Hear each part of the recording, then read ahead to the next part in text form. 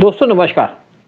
आज बीएमसी के elections conduct किए जा रहे हैं और उसी के ऊपर बात चर्चा करेंगे हम कि कौन यहाँ पे पावर में आएगा। क्या है यहाँ पे बीजेपी लेड महायुति पावर में आएगी या जो दोनों ठाकरे मिल चुके हैं वो कुछ करिश्मा दिखाएंगे, या शरद पवार और उनके भतीजे जो इलेक्शन के लिए यूनाइट हो चुके हैं वो कुछ कर पाएंगे, या कांग्रेस की कोई प्रेजेंस होगी यहाँ पे।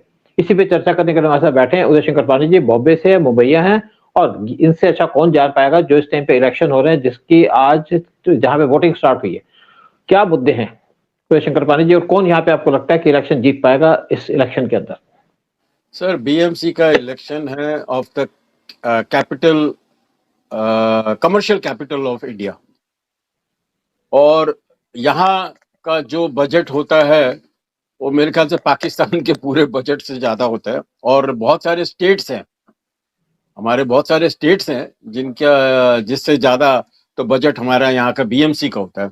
सो BMC plays a very important role यहाँ पर, और करते आ रहे हैं सर। वो पहले तो कांग्रेस का था, यहाँ पर रूल था, और जिसके अंदर प्रोग्रेस बहुत स्लो रही। उसने थोड़ी स्पीड बढ़ाई जब बाला साहब की पार्टी ने टेक ओवर किया जाके, तो वो करने लगे। लेकिन करते गए, लेकिन जब वो बीच में एक टाइम आया कि ये कांग्रेस और ये उद्धव ठाकरे की गवर्नमेंट जब बनी, तो तब उन्होंने सब महाराष्ट्र का भट्टा बिठा दिया। उन्होंने हमारे मेट्रो का जो प्रोजेक्ट था उसको रुकवा दिया, बुलेट ट्रेन का प्रोजेक्ट था वो रुकवा दिया। उन्होंने पूरी कोशिश की कि जो भी प्रोग्रेसिव मूवमेंट्स थे, इनके प्लानिंग थी, उनको कैसे रोका जाए और बीजेपी को बदनाम किया जाए।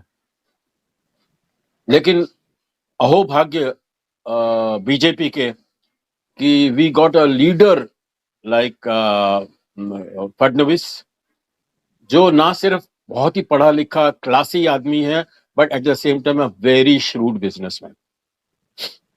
उसकी not businessman but a politician, a very shrewd politician. Businessman नहीं है सर वो बिल्कुल भी, बट उन्होंने ऐसे मूव किए और आज इस पार्टी को इतना पावरफुल बना दिया कि जो सबसे पावरफुल पार्टी थी कांग्रेस, वो तो गायब हो गई। और शिवसेना जो थी, शिवसेना का तो उद्धव ठाकरे का तो वो पार्टी भी हाथ से गई और टाइटल भी हाथ से गया। आज शिवसेना शिंदे की शिवसेना, उद्धव ठाकरे की नहीं है। और उन्होंने जो काम किए सर, आई एम श्योर कि बाला साहब, जिनको मैं पर्सनली जानता था, उनके लिए मैं कार्टून्स भी बनाता था एक मैगजीन के लिए, और मुलाकातें भी काफी हुई हैं यहाँ के। He was a wonderful person, और मेरे ख्याल से वो तो अभी वहां नींद नहीं आती होगी तो अपने बेटे की हरकतें देख के। इतनी अपीसमेंट मुसलमानों के लिए, इतनी अपीसमेंट कर रहे हैं कि बहुत मुश्किल से उनकी दिशा ठीक की जा रही है, उनको सही डायरेक्शन में डाला जा रहा है, उनको मेन स्ट्रीम में डाला जा रहा है। और आप ऐसी स्टेटमेंट दे रहे हैं कि जब हम आएंगे तो वापस लाउड स्पीकर चालू करवा देंगे। अब उनके वर्कर लोग बोलते नहीं नहीं ऐसा नहीं है, ऐसा नहीं है, हमने बोला नहीं है, लेकिन बोला है। उद्धव ठाकरे का ऑन रिकॉर्ड है जाके। और फिर उन्होंने जिस तरह से मैं तो एक तो बता रहा हूं, जो शिवसेना को हाई लगी है वो है कंगना रनावत की। उसका ऑफिस, आलीशान ऑफिस, जाके तोड़वा दिया। For what reason? क्योंकि वो बीजेपी की बात कर रही थी, क्यों वो देश की बात कर रही थी।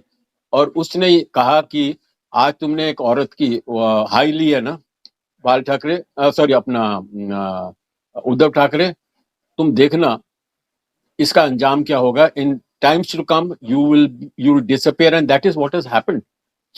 सो इस टाइम से बेसिकली हमारे लोकल यहाँ महाराष्ट्रियंस भी ना, दे आर अगेंस्ट। पहले उनका सपोर्ट होता था महाराष्ट्रियंस का, लोकल महाराष्ट्रियन का, फ्रॉम इनका शिवसेना का सपोर्ट होता था फ्रॉम लोकल महाराष्ट्रियंस। लेकिन अभी नहीं, अभी वो लोग भी तंग आ गए हैं विद देयर अपीसमेंट पॉलिसी। और फिर ये जो शुरू किया ना राज, अभी इन दोनों का वापस मिलना, मुझे बड़ा दुख हो रहा है राज ठाकरे के लिए। उसको कहीं ना कहीं लाइकिंग थी लोगों की, बट ये जो उन्होंने उद्धव के साथ उन्होंने हाथ मिलाया, इसमें सबसे ज्यादा सफर करने वाला है राज ठाकरे। और ये जो उन्होंने मैं आपसे मैं राज ठाकरे की बात करूंगा। राज ठाकरे को माना जाता था कि बड़े प्रोग्रेसिव लीडर हैं, लेकिन उनकी जो मेन गलती थी या मेन उनका जो एंगल था नॉन महाराष्ट्रियंस को गाली देना, जैसे मारपीट पिटाई करना, वायलेंस मारना, करना, मारपीट हाँ। करना, हाँ, उसका उनको फर्क पड़ेगा आपको लगता है? बिल्कुल सर, जितना भी है इट, आप कुछ भी कर लें, it is a cosmopolitan city. इसमें कॉस्मोपॉलिटन सिटी है, जिसको मराठी नहीं आ रही उसको मार रहे हैं, पीट रहे हैं, बैंक में जा रहे हैं। अरे मेरे जैसा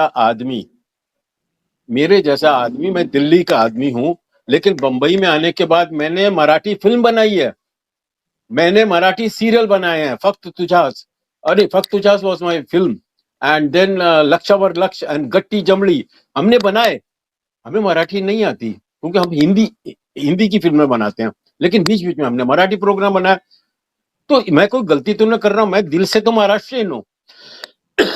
मुझे एक बारी बाला साहब मिले थे, तो हम, मेरी मिसेस जो उड़ीसा की हैं, लेकिन बंबई में उनका जन्म हुआ है, और बहुत अच्छी मराठी बोलती, क्या मराठी पढ़ाती भी है। तो जब बाला साहब से मिले तो हम लोग, उन्होंने बोला, जब मिसेस ने बात की उनसे मराठी में, तो बाला साहब की इंग्लिश भी बहुत अच्छी थी, तो he said you speak very good Marathi but you are not a Maharashtrian.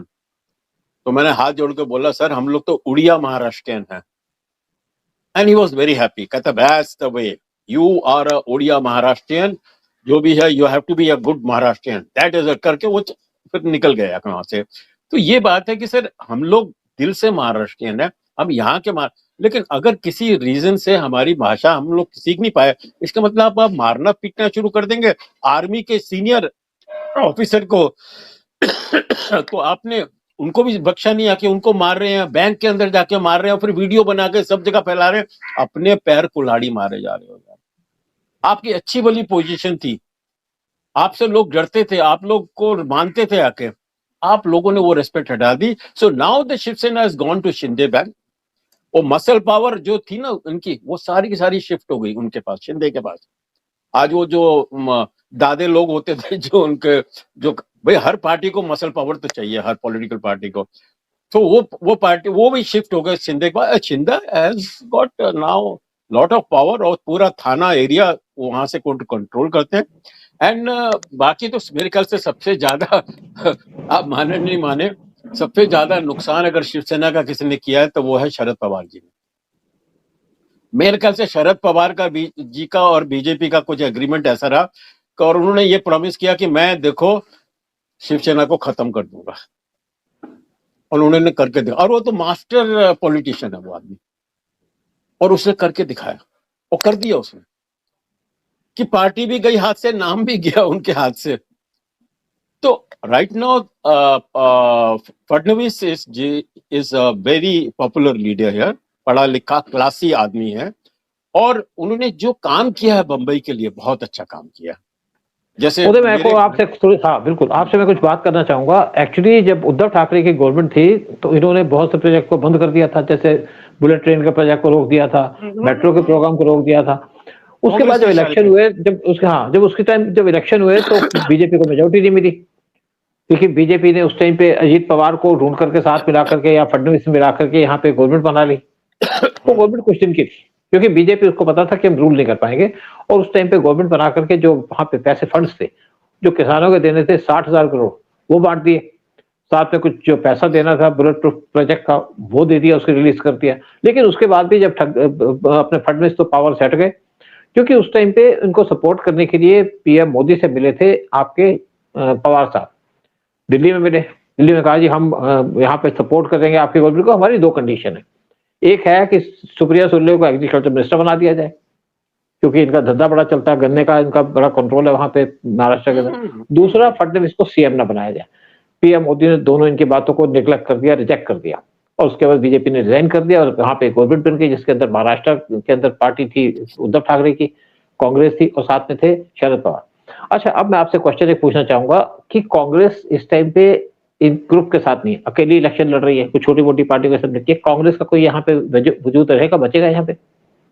Sir Congress की प्रॉब्लम ये हो गई है कि वो तो डूब ही रहा है, वो सब सनम को लेकर डूब रहा है, उसको जो छुएगा वो मरेगा।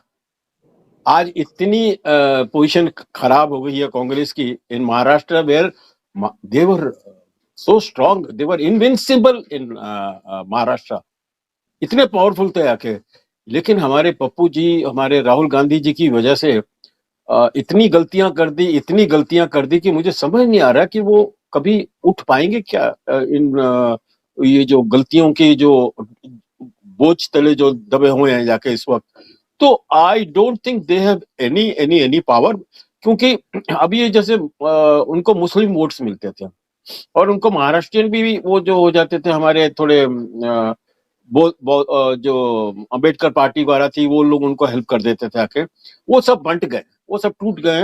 एंड वो हमारे, I think all credit goes to हमारे अमित शाह जी को, कि किस तरह से उनके ये जो स्ट्रांग फोर्ट थे, उनके जो उनके स्ट्रांग ग्रुप थे, उनको कैसे तोड़ा उन्होंने, और आज वो सारे वोट बंट गए आके।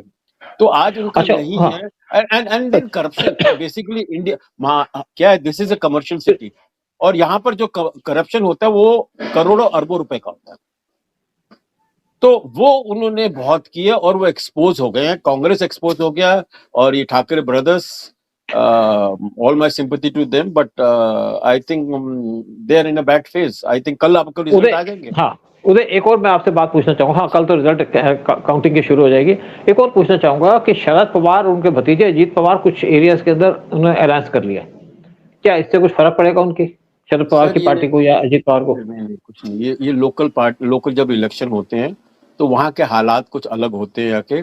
वहां पर अभी तो कई कई ऐसे भी इलाके हैं सर जहां पर कांग्रेस और बीजेपी का अलायंस हो गया, बिकॉज ऑफ वहां का कुछ सर्कमस्टांसेस ऐसे थे, तो जिसको काफी वो एक्चुअली बीजेपी ने डिसिप्लिनरी एक्शन लिया है उनके लोकल लीडर्स का। बट ये हर जगह होता है सर, कि एडवर्स पार्टीज भी मिल जाती हैं कभी कभी। ये लोकल इलेक्शन का लोकल प्रॉब्लम्स होती हैं जो नेशनल लेवल पर नहीं आता। लेकिन सर आज भी बता रहा हूँ, सुबह जब मैं गया था एट 7:30 मैं गया वोट देने के लिए, कोई मतलब किसी को यही नहीं पता कि लोकल लीडर कौन है। सब मोदी के नाम पे ठप्पा लगा रहे हैं, अपना कमल के पुल के ऊपर मोदी जी के नाम पे चल रहा है मामला। So that is the big difference. और क्लीन इमेज है सर, यहाँ करप्शन आप मुझे बता दीजिए। हालांकि मेरे को एक कोई शिवसेना के आदमी मिले और मुझे बता रहे थे यार बीजेपी ने बहुत करप्शन किया, तो मैंने खाली इनसे पूछा यार एक तो बता दो करप्शन, एक करप्शन केस बता दो, क्योंकि उनके ऊपर नजर है। और कोई बीजेपी लीडर अगर करप्शन से कोई शक भी जाता है, इमीडिएटली हटा दिया जाता है, नहीं, इमीडिएटली उदय, एक और हटा बात दिया कहूँ, जाता हाँ, एक और बात कहूंगा कि फडणवीस की बहुत क्लीन इमेज है और मोदी उसको है। पसंद बिल्कुल भी करते हैं, उनकी इमेज की वजह से, उनकी एक्टिविटीज की वजह से। लेकिन एक और बताइए मुझे कि उद्धव ठाकरे की क्या गलतियां थी? जैसे पालघर के अंदर साधुओं का मर्डर किया गया, फिर दूसरी था कि वहां पे सुशांत सिंह राजपूत का मर्डर किया गया, तीसरा था नवनीत राणा को जेल में डाल दिया गया क्योंकि हनुमान चालीसा पढ़ रही थी, हनुमान चौथा चालीसा पढ़ और ये ऑफिस सपोर्ट ऑफिस कर रही तोड़ थी, दिया उसका। उनका ऑफिस तोड़ दिया, चौथा कंगना रनौत का ऑफिस भी तोड़ दिया, पांचवा जो मस्जिदों के ऊपर ये वहां पे कह रहे थे यहाँ पे लगे रहने दो, लाउड स्पीकर लगे रहने दो, क्या यह सारी चीजें इनके खिलाफ जा रही है उद्धव ठाकरे के? सर देखिए क्या है कि he is a reluctant politician. वो नहीं, वो उसको बेचारे को 2 हार्ट अटैक आ चुके हैं, और वो ये कहता है यार मैं तो 2 पैक पी के टीवी देखने वाला आदमी हूँ, मेरे को कहाँ से इन्होंने पॉलिटिक्स के अंदर he made a statement, public statement, मुझे क्यों पैसे इन्होंने। तो he is basically a weak person, unlike his father, unlike his that, मैं तो कह रहा हूँ वो तो इमोर्टल है वो हमारे बाला साहब। Unlike him he is a very weak person, जिसके ऊपर कांग्रेस भी हावी हो गई, जिसके ऊपर सब लोग हावी हो गए, और उसको समझ ही नहीं आया हमारे शरद पवार जी की गेम नहीं समझ आई उसको, कि शरद पवार जी ने किस तरह से उसको मिनिमाइज करके उसको बाकायदा वाइप आउट किया, जो उन्होंने प्रॉमिस किया बीजेपी को, उन्होंने उन्होंने किया था। क्योंकि सर एक वो भी काफी कोशिश की उन्होंने, शरद पवार जी ने, to join to join hands with BJP, लेकिन बीजेपी को वो गवारा नहीं था, because of his association with Dawood and because his corruption cases. Sir एक चीज मैं बताऊं, मैंने एक फिल्म बनाने के लिए मैं महाराष्ट्र के काफी काफी रिमोट एरिया में गया था, and that was Sharad Pawar area. आप बिलीव नहीं करेंगे, इतना खूबसूरत गांव तो मैंने कभी देखे ही नहीं। मैंने गांव है, गांव के चारों ओर 1 डजन टॉयलेट्स, और पूरी रोडें वहां पर उन्होंने, माने इंटीरियर में जाके। So definitely he has done good job, for because of which he has survived. नहीं तो इतना नाम बदनाम हो गया था उनका because of his wrong association, but his money power and his good work has kept him alive, but BJP did not accept him. But somehow एक उनका कहते हैं ना, जैसे जियो पॉलिटिक्स होती है तो हमारी स्टेट पॉलिटिक्स भी अलग होती है, तो उसकी वजह से इन्होंने किस तरह से कुछ ट्यूनिंग है इनकी बीजेपी के साथ, जो ऐसे काम कर रहे हैं जो बीजेपी को फायदे दे रहे हैं continuously. So Maharashtra is a very interesting place, important state, और ड्रीम सिटी है, यहाँ हर सपना पूरा होता है. और and somehow luckily we have one of Modi ji's favorite person, that is Fadnavis ji, who is not only very well read, very classy person and an honest person. उसके ऊपर कोई भी एक भी करप्शन केस है नहीं. And I won't be surprised अगर मोदी जी ने अपने बाद लाइनअप जो रखा हुआ है लीडर्स का कि शायद मैं नहीं रहूं तो मेरे बाद ये आए, तो उसमें फडणवीस जी का भी नाम है, आसाम के चीफ मिनिस्टर का भी नाम है. तो जो I think international media, international politics को भी हैंडल कर पाएंगे, नॉट ओनली इंडियन पॉलिटिक्स. उदय, मैं आपको एक छोटी सी यहाँ बात बता दूं, बॉम्बे बड़ा इंपॉर्टेंट, महाराष्ट्र बड़ी इंपॉर्टेंट जगह रही है. 48 यहाँ पे सीटें होती थी पार्लियामेंट की, और यहाँ के जो सबसे स्ट्रॉन्ग लीडर थे वो थे वाई पी चौहान. इंदिरा गांधी की पार्टी के अंदर उनका बड़ा कंट्रोल था, और उनके कंट्रोल, वो होम मिनिस्टर भी रहे, डिफेंस मिनिस्टर भी रहे, इंदिरा गांधी के साथ भी खड़े रहे. लेकिन वाई बी चौहान का पूरा कंट्रोल था शुगर लॉबी पे, क्योंकि यहाँ पे गन्ना बहुत उगता था. शुगर लॉबी पे उनका पूरा कंट्रोल था, वहीं से उनका पैसा आता था, वहीं से उनकी पॉलिटिक्स चलती थी. उसके बाद जो उसका कंट्रोल, उसके बाद उनका जो कंट्रोल, उसके बाद उनका जो कंट्रोल चला गया, शरद पवार के पास चला गया. शरद पवार ने धीरे धीरे उस पर कंट्रोल कर लिया, और उसके बाद शरद पवार वहां के शुगर लॉबी पे कंट्रोल करते रहे. और शरद पवार के पास जब शुगर लॉबी आ गई तो पैसा भी आ गया, पैसा आ गया तो अब इलेक्शन भी लड़ सकते हैं, आपके पास पावर भी आ जाती है, आपके पास लोग भी आते हैं. तो इसलिए शरद पवार उस पर कंट्रोल करके बैठते. लेकिन मुझे लगता है कि आज के टाइम में शुगर लॉबी थोड़ी सी वीक हो गई है, ये यहाँ पे शुगर बननी कम हो गई है, क्योंकि बहुत जगह शुगर बनती है. लेकिन जो दोनों का, वाई बी चौहान का सबसे स्ट्रॉन्ग लीडर थे प्रेसिडेंट गांधी की कैबिनेट के अंदर, एक थे जगजीवन राम, उनके पास टूल कास्ट वोट थी, उनके पास भी 40-50 एमपी थे. शरद पवार, वाई बी चौहान के पास भी 40 के करीब एमपी हुआ करते थे इनके सपोर्ट में. लेकिन आज तो पॉलिटिक्स थोड़ी चेंज हो गई है, शुगर लॉबी खत्म हो गई. एंड मैं आपसे पूछना चाहूंगा कि आपको क्या लगता है कि बीजेपी की क्या पोजीशन होगी इलेक्शन में, बीजेपी की अलायंस की क्या होगी, और साथ में बाकी शरद पवार और की क्या पोजीशन होगी, और साथ में जो आपके दोनों भाई मिल गए हैं इनकी क्या पोजीशन होगी इस इलेक्शन के अंदर? सर 14-15 घंटे रह गए हैं अभी रिजल्ट आने के लिए, और मेरी जो प्रिडिक्शन यही है कि इनकी पॉपुलैरिटी बहुत ज्यादा है बीजेपी की. और जैसे मैंने कहा कि लोग वोट दे रहे हैं, ये नहीं कि लोकल लीडर कौन है, मोदी जी के नाम पे टप्पा लगा देते हैं. And I feel sorry for a very good leader जिसका नाम है राज ठाकरे, जिन्होंने बड़े गलत मूव लिए हैं और गलत एसोसिएशन किया है. उनके ये जो ठाकरे ब्रदर्स के पास मिल जाने से सबसे ज्यादा घाटा बेचारे इनका, और वो भी मजबूरी से मिले हैं सर, मजबूरी से. वैसे भी तो देखो ना, देखो राज ठाकरे के पास ना तो कोई एमपी है ना कोई एमएलए है, उनके पास तो कुछ भी नहीं आई. अभी पीछे हमारी वो आई थी अभी छोटे, वो इलेक्शन लोकल के थे, एक सीट नहीं आई उनको जाके. क्या रीजन है आपको? इमेज खराब हो गई सर. ये गुंडागर्दी वाली इमेज आज के टाइम में नहीं चलती, मारपीट वाली इमेज नहीं चलती. वो एक टाइम था कि शिवसेना सरवाइव करती थी बिकॉज ऑफ दैट मारपीट इमेज, गुंडागर्दी वाली इमेज.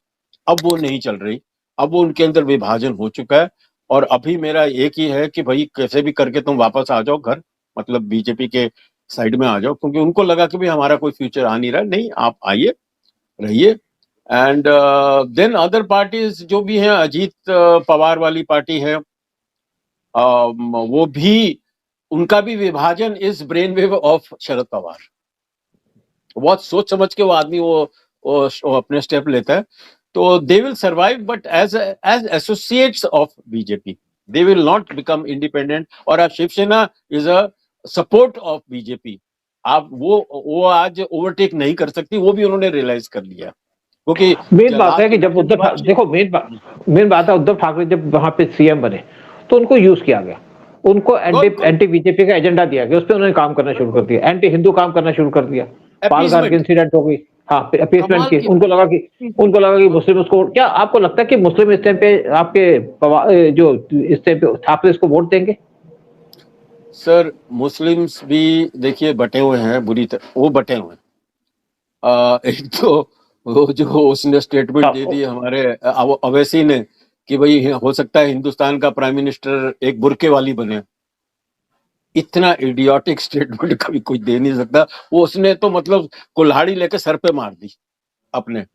तो there are sensible people in Islam, Muslims also, so तो दे डोंट आपको क्या सी लगता है कि एनीथिंग। आपको लगता है बोलिए। कि इससे ओवैसी से लोग नाराज होंगे इस चीज से?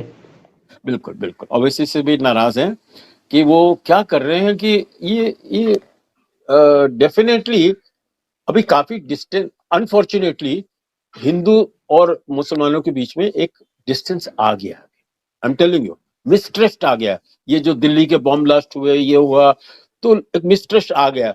तो हम अभी काम यही है कि जो दूरी है वो नजदीक लाना मुस्लिम लोगों का ही काम है, मुस्लिम लीडरों का काम है।